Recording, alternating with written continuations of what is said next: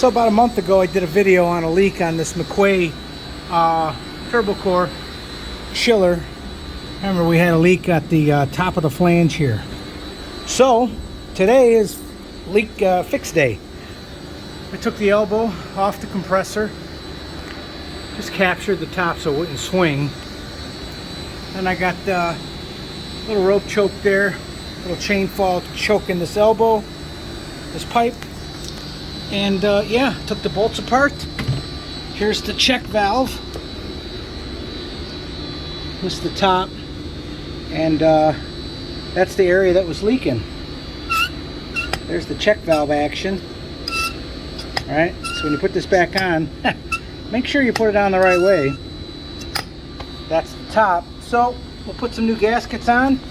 New O-ring up top. So we got 3 gaskets, 2 here, 1 on that flange, and then an O-ring at the compressor. Which use a little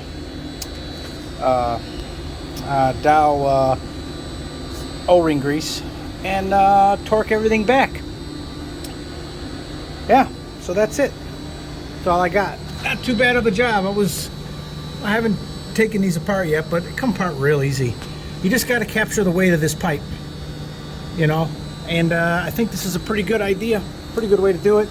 Just a little half-ton, 500-pounder doohickey protecting the insulation with cardboard. Yeah, not a big deal. Anywho, I gotta do this one, and then I'm gonna do that one just for shits and grins because I got it apart. And then we'll get the vacuum pump on it right away. No messing around. Okay, see you later. Well, we'll pressure test it first, then vacuum pump. All right, that's all I got. Later.